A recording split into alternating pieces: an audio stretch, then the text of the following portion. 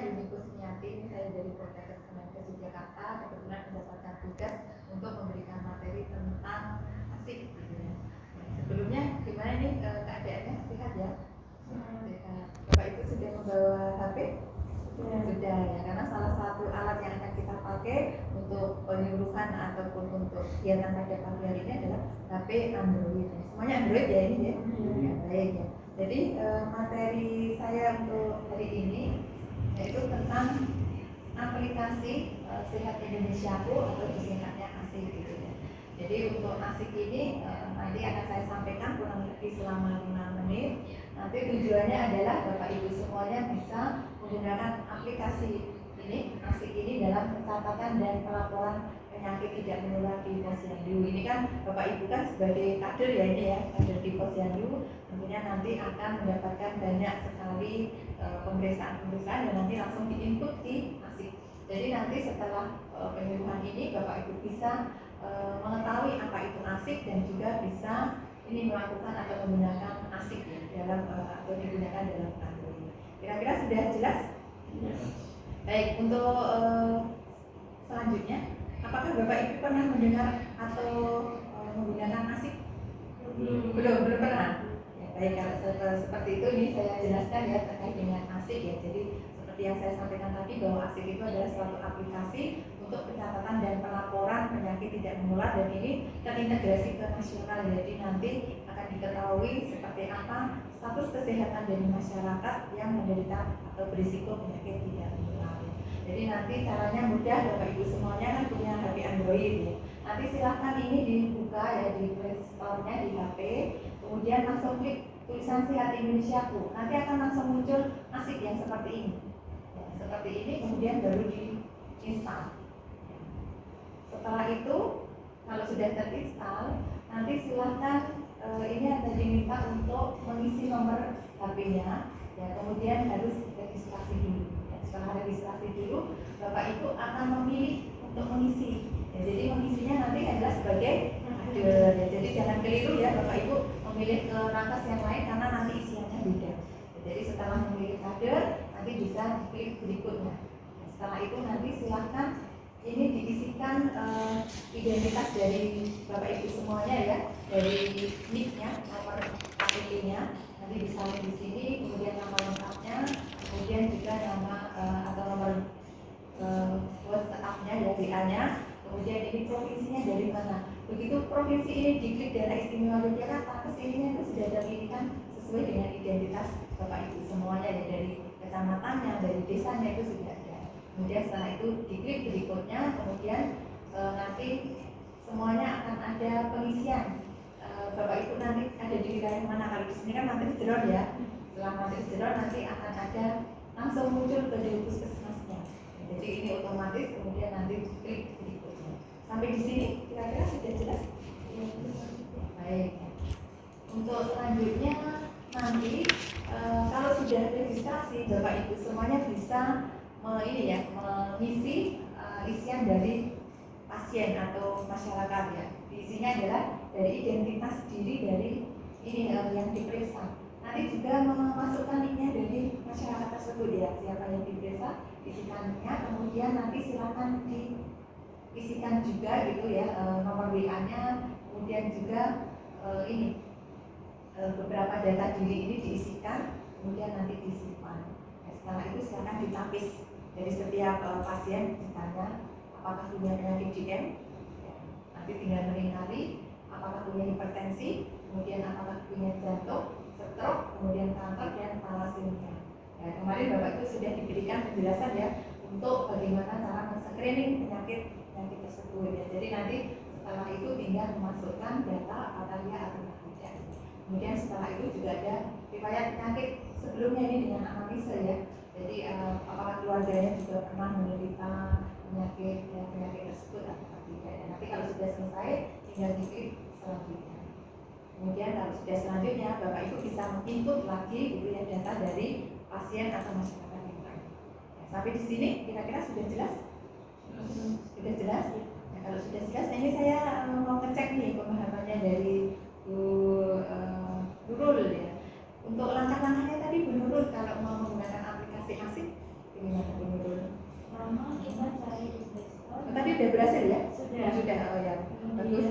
Mendownload aplikasi Sehat Indonesia. Kemudian kita memasukkan nomor dan memilih sebagai kader, baru memasukkan data diri, nik, nama lengkap dan sebagainya. Ya, bagus ya, saya lihat juga punya guru sudah berhasil, jawabannya juga bagus sekali. Kemudian Bu Isna ini ternyata juga sudah ya, sudah berhasil. Ini Pak Is sudah berhasil juga ya Pak Is ya. Ya baik ya, jadi semuanya ini sudah berhasil, artinya dengan waktu yang singkat ini Bapak Ibu semuanya sudah paham dengan penjelasan yang saya berikan. Baik, untuk kedepannya tetap semangat ya Bapak Ibu semuanya, karena masyarakat itu banyak. Saya yakin Bapak Ibu bisa mengisi asik ini dengan baik dan benar sehingga data kesehatan di Indonesia akan terekam dengan baik. Seperti itu mungkin, apakah ada pertanyaan? Sudah cukup? Ya, kalau sudah cukup untuk penyuluhan hari ini saya akhiri. Mohon maaf kalau ada hal yang kurang berkenan. Terima kasih, sampai ketemu lagi di kesempatan yang akan datang. Assalamualaikum warahmatullahi wabarakatuh. Waalaikumsalam warahmatullahi wabarakatuh. Assalamualaikum warahmatullahi wabarakatuh. Waalaikumsalam warahmatullahi wabarakatuh. Apa kabar Bapak Ibu? Baik. Baik, sehat, Bahagia. bahagia. Terima kasih atas hadirnya. Hari ini kita berkumpul di sini untuk melakukan pelatihan tentang pemeriksaan faktor-faktor resiko penyakit tidak menular. Yang dilakukan adalah pemeriksaan tekanan darah. Jadi nanti Ibu dan Bapak setelah selesai dari pertemuan kali ini harus bisa melakukan pemeriksaan tekanan darah. Siap? Ibu Siap. bersedia, Bapak? Bersedia. Iya. Sebelumnya sudah dibicarakan tentang berbagai upaya pengendalian dan pencegahan penyakit tidak menular. Jadi nanti Bapak Ibu sebagai kader di masyarakat harus bisa untuk melakukan pemeriksaan kepada warga di wilayah kerjanya. Siap. Baik Bapak Ibu, kita diskusikan dulu.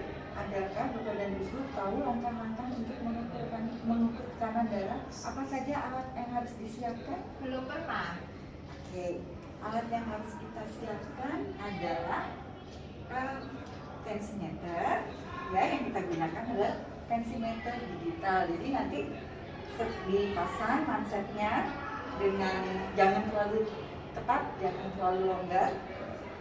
Akan muncul angka sistol dan diastol. Sistol itu tekanan atas, diastol itu tekanan di bawah. Kemudian harus langsung dicatat ya. Oke, barangkali saya perlu jelaskan dulu tentang pengukuran tekanan darah apa saja yang harus disiapkan. Pastikan bahwa tensimeter digital ini ada baterainya dan ada powernya sehingga nanti bisa tergunakan dan tidak mempengaruhi mekanisme. Nanti mungkin saya bisa langsung saja untuk saya cobakan. Nanti diperhatikan ya alatnya. Pertama-tama kita gulung dulu dengan bajunya. Oh tidak bisa. Tapi Nanti tipis saya kok. bajunya tipis. Jadi bisa. Konsep dimasukkan. Ibu posisi duduknya harus tegak ya, dan dibuat santai, jangan tegang ya. Boleh jalan nggak Bu? Boleh, dulu ya. 2 jari di atas ujung manset ini. Kemudian jangan Bapak Ya. dipastikan tidak terlalu ketat dan tidak terlalu longgar. Kemudian langsung lakukan pemeriksaan dan posisinya harus sejajar jantung sehingga kita letakkan di atas Bisa. Siap. terus nanti di tombol tekan tombol tensimeternya hasilnya akan keluar. Jadi barangkali begitu. Siap. Ada pertanyaan Ibu Bapak? Karena gampang. Baik, untuk selanjutnya siapa di antara Bapak dan Ibu yang mau mencoba untuk melakukan pemeriksaan tekanan darah, ya.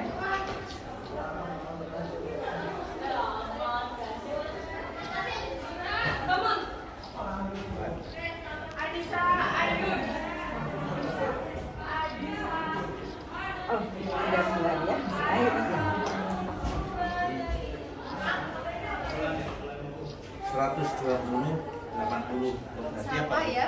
Yap, normal. Normal. Iya. Terima kasih Bapak sudah dilakukan, sudah mencoba untuk melakukan pemeriksaan tekanan darah dan baik, terima kasih.